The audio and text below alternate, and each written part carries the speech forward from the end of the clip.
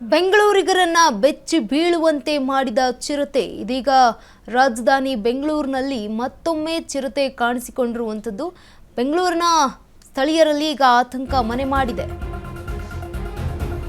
ಬೆಂಗಳೂರಿಗರನ್ನ ಬೆಚ್ಚಿ ಬೀಳುವಂತೆ ಮಾಡಿದ ಚಿರತೆ ರಾಜಧಾನಿ ಬೆಂಗಳೂರಿನಲ್ಲಿ ಮತ್ತೊಮ್ಮೆ ಚಿರತೆ ಪ್ರತ್ಯಕ್ಷ ಆಗಿರುವಂತದ್ದು.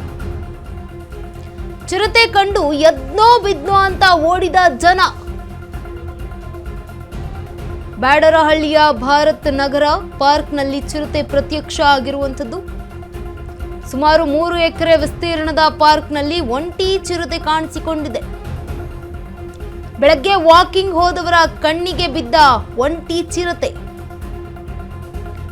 ಚಿರತೆ ಭಯಕ್ಕೆ ಎದ್ನೋ ಬಿದ್ನೋ ಅಂತ ಓಡಿದ ಜನರು. ಮುಂಜಾನೆ 3:50ರ ಸುಮಾರಿಗೆ ಪಾರ್ಕ್ಗೆ ಚಿರತೆ ಎಂಟ್ರಿ ಕೊಟ್ಟಿರುವಂತದ್ದು. ಚಿರತೆ ಓಡಾಡಿರುವಂತಹ ದೃಶ್ಯಗಳು ಕೂಡ ಸಿಸಿಟಿವಿಯಲ್ಲಿ ಸೆರೆಯಾಗಿದೆ. ಚಿರತೆ ಸೆರೆ ಕಾರ್ಯಾಚರಣೆಗೆ ಅರಣ್ಯ ಇಲಾಖೆ ಕೂಡ ದೌಡಾಯಿಸಿರುವಂತದ್ದು. ಪಾರ್ಕ್ ಸುತ್ತಮುತ್ತ ಬಲೆ ಅಳವಡಿಸಿದ ರೆಸ್ಕ್ಯೂ ಟೀಮ್. ಪಾರ್ಕ್ನಲ್ಲಿ ಚಿರತೆಯ ಚಲನವಲನದ ಮೇಲ್ವಿಚಾರಣೆ ಕೂಡ ಆಗ್ತಾ ಇರುವಂತದ್ದು. ಬೆಂಗಳೂರಿಗರನ್ನ ಬೆಚ್ಚಿ ಬೀಳುವಂತೆ ಮಾಡಿದ ಚಿರತೆ ರಾಜಧಾನಿ ಬೆಂಗಳೂರಿನಲ್ಲಿ ಮತ್ತೊಮ್ಮೆ ಚಿರತೆ ಪ್ರತ್ಯಕ್ಷ ಆಗಿದೆ. ಚಿರತೆ ಕಂಡು ಎದ್ನೋ ಬಿದ್ನೋ ಅಂತ ಓಡಿದ ಜನರು.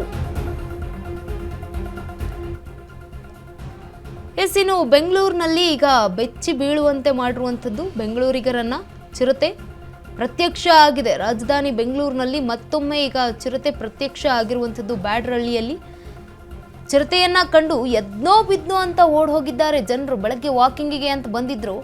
ಬ್ಯಾಡರಹಳ್ಳಿಯ ಭಾರತ್ ನಗರ ಪಾರ್ಕ್ನಲ್ಲಿ ಚಿರತೆ ಪ್ರತ್ಯಕ್ಷ ಆಗಿರುವಂಥದ್ದು.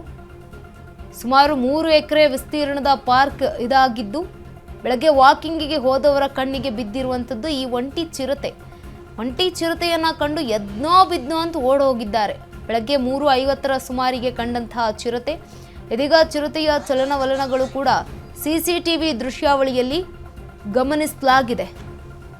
ಚಿರತೆಯನ್ನ ಕಂಡು ಎದ್ನೋ ಬಿದ್ನೋ ಅಂತ ಓಡ್ ಹೋಗಿದ್ದಾರೆ ಜನರು. ಬ್ಯಾಡರಹಳ್ಳಿಯ ಭಾರತ್ ನಗರ ಪಾರ್ಕ್ನಲ್ಲಿ ಚಿರತೆ ಪ್ರತ್ಯಕ್ಷ ಆಗಿರುವಂಥದ್ದು. 3 ಎಕರೆ ವಿಸ್ತೀರ್ಣದ ಪಾರ್ಕ್ನಲ್ಲಿ ಚಿರತೆ ಪ್ರತ್ಯಕ್ಷ ಆಗಿದೆ. ಬೆಳಗ್ಗೆ ವಾಕಿಂಗಿಗೆ ಹೋದವರ ಕಣ್ಣಿಗೆ ಸಿಕ್ಕಿರುವಂಥದ್ದು.